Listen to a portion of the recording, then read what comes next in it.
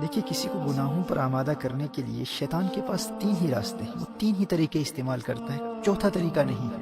یا تو شیطان براہ راست آپ پر حملہ کرے گا، یا نفس کے ذریعے آپ پر حملہ کرے گا، یا آپ کی بری صحبت کے ذریعے آپ پر حملہ کرے گا۔ دیکھیے، آپ اپنے دوستوں کے ساتھ بازار میں جا رہے ہیں اور اچانک سڑک کے اس پار آپ کی نظر ایک عورت پر پڑتی ہے۔ آپ اللہ جل وعلا کے خوف سے اپنی نظریں جھکا لیتے ہیں۔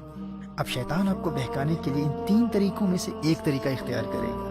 یا تو آپ پر وہ خود براہ راست حملہ کرے گا، آپ سے بار بار کہے گا کہ کوئی بات نہیں، ایک مرتبہ پھر دیکھ لے، تجھے اس کے حسن کا اندازہ ہی نہیں ہے، ایک مرتبہ دیکھ لے، دیکھ وہ تیری طرف دیکھ بھی رہی ہے۔ اب اگر آپ کا ایمان مضبوط ہے تو آپ اعوذ باللہ پڑھ کر اور لا حول ولا قوت الا باللہ العلی العظیم پڑھ کر ان برے خیالات کو دور کر دیں گے۔ اور شیطان ان خیالات کے ذریعے ہی آپ پر حملہ کیا کرتا ہے۔ جسمانی طور پر اپنے ہاتھوں سے وہ آپ کا چہرہ اس لڑکی کی طرف پھیر کر آپ کو مجبور نہیں کر سکتا۔ اور شیطان کا دوسرا طریقہ کیا ہے؟ شیطان آپ کے نفس کے ذریعے آپ کو بہکانے کی کوشش کرے گا۔ لیکن اگر آپ نے اپنے نفس کو پہلے سے ہی قابو میں رکھا ہوا ہے تو اب شیطان کے پاس ایک ہی راستہ بچتا ہے، اب وہ آپ کی بری صحبت کو استعمال کرے گا۔ آپ کے کسی روحانی طور پر کمزور دوست کو تلاش کرے گا، اسے کہے گا کہ وہ آپ کو اس گناہ کی طرف راغب کرے۔ اب اگر آپ گنہگاروں کی صحبت میں رہتے ہیں تو آپ کتنے بھی مضبوط ہوں، آپ نے شیطان کے حملے کے دو راستوں کو بند کر دیا، لیکن یہ تیسرا راستہ کھلا ہے۔ آپ کے دوستوں کے ذریعے شیطان آپ تک بار بار پیغام پہنچاتا رہے گا، ارے ایک مرتبہ تو دیکھ لے، دیکھ وہ تیری طرف دیکھ رہی ہے، دیکھ اسی طرف آ رہی ہے۔ اور یہ کوئی بھی گناہ ہو سکتا ہے۔ ایسے دوست کہتے ہیں آج نماز قضا ہو گئی تو کیا فرق پڑتا ہے بھائی، دیکھ انتہائی لذیذ کھانا پکا ہے، روزہ توڑ دے، بعد میں کفارہ دے دینا، قضا کر لینا، کسی کو کیا پتا چلے گا کون دیکھ رہا ہے۔ اچھا آج سگریٹ پی لے، ڈرگز لے لے، کسی کو دھوکہ دے دے، جھوٹ بول لے، غیبت کر لے۔ والدین کی ہر بات ماننا ضروری نہیں ہوتا، تو بڑا ہو گیا ہے، بچہ نہیں ہے۔ مجھے بھی اپنے والدین سے بہت محبت ہے لیکن میں ان کی ہر بات تھوڑی نہ مانتا ہوں۔ اچھا آج چلتے ہیں، آج مووی دیکھ لیتے ہیں۔ اچھا تو مجھے مل نہیں سکتا تو کوئی بات نہیں، میں تجھے لنک بھیج دیتا ہوں لیکن مووی دیکھنا ضرور۔ تو بری صحبت کے ذریعے آپ گناہوں میں مبتلا ہو جائیں گے۔ شیطان آپ کے ارد گرد برے دوستوں کو تلاش کرتا رہتا ہے، اور اگر آپ کا کوئی برا دوست ہی نہیں ہے تو شیطان ہار جائے گا، آپ جیت جائیں گے۔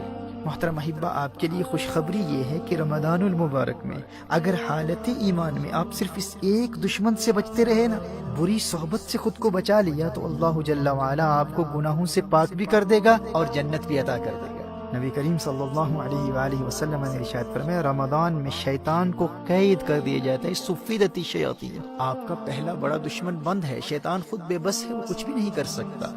اور دوسرا دشمن آپ کا نفس ہے، نفس۔ نبی کریم صلی اللہ علیہ وآلہ وسلم نے نفس کو قابو کرنے کا جو طریقہ بتایا ہے وہ بھوک اور پیاس ہے، وہ روزہ ہے۔ دیکھیے ماہ رمضان میں اگر آپ سحری اور افطار کے وقت زیادہ کھانا نہیں کھاتے، بہت زیادہ پیٹ بھر کر کھانا نہیں کھاتے، تو آپ کا نفس بالکل کنٹرول میں رہے گا، دونوں دشمن قید ہیں۔ اب اگر آپ مغفرت چاہتے ہیں، جنت میں جانا چاہتے ہیں، تو ماہ رمضان میں صرف اس ایک دشمن سے اپنے آپ کو بچا لیں۔ گناہوں کی طرف راغب کرنے والے، گناہوں کی دعوت دینے والے ہر دوست سے رابطہ مکمل طور پر منقطع کر دیں۔ برے دوستوں کو بتلا دیں، کیا دیکھتے نہیں کتنے ہنستے کھیلتے نوجوان ماہ رمضان سے قبل ہی موت کا شکار ہو چکے ہیں۔ جانے آئندہ رمضان تک یہ زندگی وفا کرے نہ کرے، میں زندہ بھی ہوں یا نہ ہوں، میں تمہارے لیے سب کچھ کر سکتا ہوں لیکن اپنی آخرت کا سودا نہیں کر سکتا۔ رمضان المبارک میں مجھ سے ملنے کے بارے میں سوچنا بھی نہ۔ محترم احبہ، اگر مغفرت چاہتے تو کم از کم رمضان المبارک میں ایسے تمام دوستوں سے مکمل دوری اختیار کر لیجیے۔ اگر اپنا نمبر چینج کرنا پڑے تو کر دیں، سم کارڈ پھینکنا پڑے تو پھینک دیں، اور علیاذ باللہ اگر کسی غیر محرم لڑکی کا نمبر آپ کے فون میں ہے تو فوراً بلاک کر دیں۔ سوشل میڈیا پر، ٹویٹر پر، انسٹاگرام پر، فیس بک پر انفرینڈ کر دیں۔ شیطان کے براہ راست حملوں کا سلسلہ بند ہے، اور بھوک اور پیاس کے ذریعے، روزے کے ذریعے نفس بھی قابو میں، بس ایک ہی راستہ کھلا ہے، وہ بری صحبت کا ہے۔ میں دعوے سے کہہ سکتا ہوں میرے دوست، اگر تو نے صرف اس ایک دشمن کا راستہ بند کر دیا تو رمضان المبارک تجھے جنتی بنا دے گا۔ شیطان کے پاس فقط 3 ہتھیار ہیں، 2 بند ہیں، ایک کو تو نے بند کرنا ہے۔ اور یاد رکھنا، دور حاضر میں بری صحبت صرف انسان ہی نہیں ہے، T V, internet, smart phones اور سوشل میڈیا کا غلط استعمال، یہ تمام بیڈ کمپنی ہے۔ اور اگر مجبوری میں اسکول کے کام کے لیے، ہوم ورک کے لیے، کالج اور یونیورسٹی کے اسائنمنٹس کے لیے، یا بزنس کے کسی کام کے لیے انٹرنیٹ کا استعمال کرنا ضروری ہے، تو اپنے پی سی کو، اپنے کمپیوٹر کو یا لیپ ٹاپ کو اپنے لیونگ روم میں استعمال کرنے کے لیے خود کو پابند کر لے کہ اگر تو فون پر بھی انٹرنیٹ کا استعمال کرے گا تو اس کمرے میں کرے گا جہاں تیرے والدین موجود ہیں، تیرے بھائی بہن موجود ہیں، تاکہ ان کی موجودگی تجھے انٹرنیٹ پر مختلف قسم کی برائی پر مشتمل شرمناک مٹیریل یا بری سائٹس پر جانے سے بچائے رکھے۔ اور اگر جہنم کی آگ سے بچنے اور جنت کے حصول کے لیے تو یہ ایک کام بھی نہیں کر سکتا، خود کو بری صحبت سے نہیں بچا سکتا، اور اس خوش فہمی میں ہے کہ مفت ہی میں جنت مل جائے گی، تو اللہ کی رحمت کا مذاق اڑا کر اپنا ایمان برباد کرنے والے اللہ کا کلام سن لے۔ تو کیا سمجھتا ہے کہ اللہ آخرت میں انصاف نہیں کرے گا؟ تو نے جنت کو اتنا سستا سمجھ رکھا ہے؟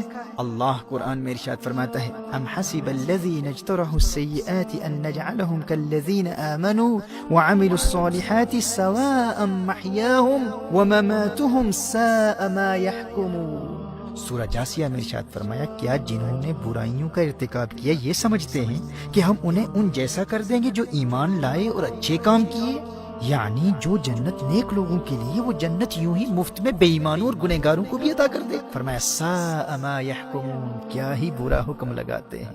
میرے دوست ہوش کے ناخن لے، قدر کر تو اللہ کے اس پیارے مہمان کی کہ اس نے تیرے لیے کامیابی کا راستہ کتنا آسان کر دیا ہے۔ دونوں جہانوں کی کامیابی کے لیے اس میں تو نے فقط ایک دشمن کا مقابلہ کرنا ہے، تو نے صرف بری صحبت سے بچنا ہے۔